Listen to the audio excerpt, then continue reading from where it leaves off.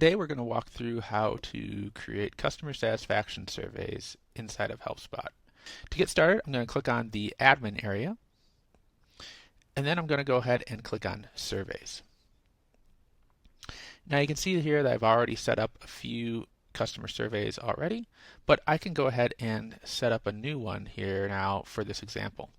You can have multiple customer satisfaction surveys that use different settings for different areas in your organization. I'm going to go ahead and create a survey. And the first thing I need to do is give the survey a name. This is going to be the name used internally for my survey. And now I can go ahead and specify the question. So this is the question that's going to be displayed to customers when they are delivered the survey. You usually want to keep this short and to the point. The customers are going to be answering the survey with a single scaled answer and then a comment box optionally. The next option I need to select is what scoring type I am going to use for this survey. Now I have three options here, and each are useful for different types of support scenarios. The CSAT survey is probably the most common, and that is a 1 to 5 scale. We also have a customer loyalty scale, which is a 0 to 10 scale, and also a simple thumbs up and thumbs down scale. When you select any of these, you can scroll to the bottom and see what your survey will look like. So if I change to thumbs up, thumbs down, there's what that survey type will look like.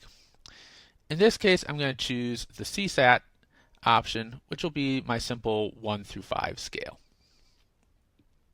Now I have the option, if I want to show a comment box, which after the customer enters their value for their score, they're also able to leave narrative feedback as well. The next options I can select are for my feedback messages.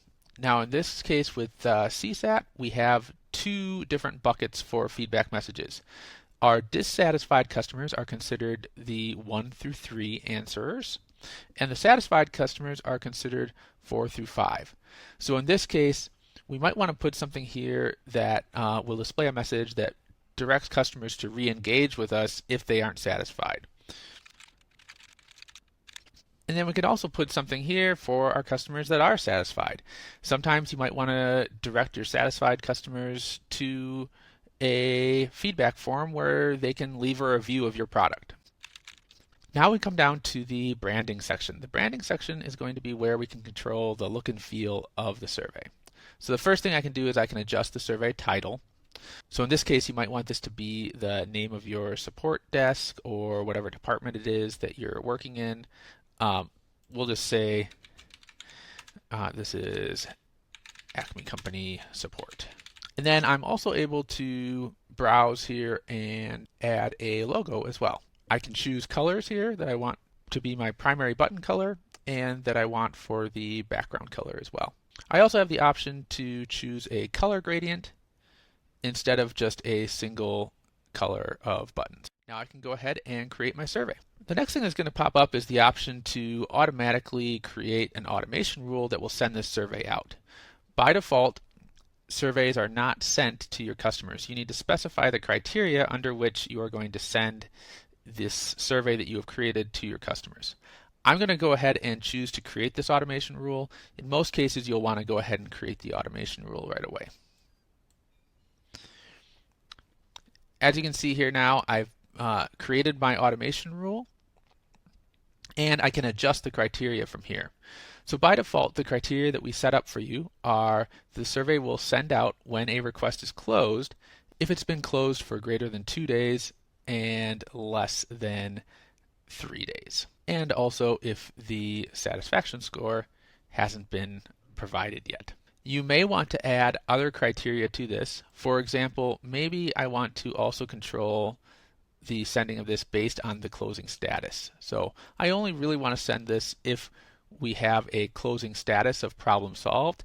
If we're closing it with escalated or waiting for reply or customer unreachable, something like that, I don't want to send this out. So I'm going to add that additional criteria. And then you can control the actual contents of the email that's emailed to the customer. The important part that is included here is this survey tag. The survey tag is what sends the actual survey to the customer. But we can also surround this with any other information that we want to provide the customer when we're asking them to fill out the survey. We can also control the email subject here, and we can control the timing of when this is sent out. In this case, the default is it runs a check every hour and sends out the survey to any new customers that meet these criteria to receive the survey. I'm going to leave that all as default, and then I will go ahead and save my rule. All right, so now my automation rule is created, and my survey is available over here in the surveys area. I can view responses that have been received by clicking on the responses button, and I can also click on this menu to access other options, such as viewing the trends report, getting a preview of what the survey will look like, or if I need to recreate that automation rule, I can do that right from here. If I do need to edit any settings later on, I can go ahead and just click back on the survey and go back and edit any of these options that I want to.